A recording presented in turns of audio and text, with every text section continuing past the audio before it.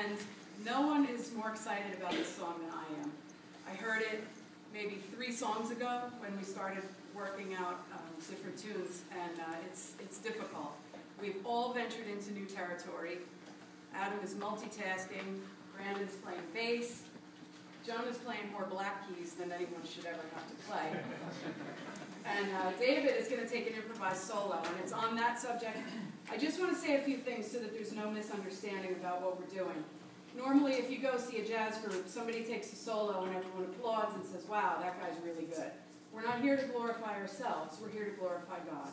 So I just want to read something. This paper that I found online says this better than I could. So I'm just, you'll bear with me. It's about 8 pages. I'd like to read all 8 pages. All right, it's a paragraph, but aren't you relieved? It's all relative. A commonly held misconception about jazz is that there are no rules governing the improvisation that takes place within it. Nothing could be further from the truth. Every jazz standard has a distinct melody and chord progression or harmonic structure. For non-musicians, that's the black keys and the white keys. That serves as the basis for the melody as well as all subsequent solos. It would not be an overstatement to say that in jazz, the more one knows the rules, the freer one is to improvise. There's a theological parallel between this important jazz principle and the ideas contained in Psalm 119. Verse 45 reads, I will walk about in freedom, for I have sought out your precepts. A similar idea is expressed by Paul in Romans 6. As Christians, we are both free and bound, free from sin, bound to righteousness. We need both limitation and liberation, and we need to hold them in proper tension. Jazz can help us do that. There is in every human being a faculty that longs for conformity and order, just as there is something in each of us that responds to the urge for revolt against convention, for spontaneous expression. Jazz ideally expresses this tension. The use of jazz in public worship should serve as a continual reminder to the community of believers that Christian freedom comes from looking intently into the perfect law that gives freedom.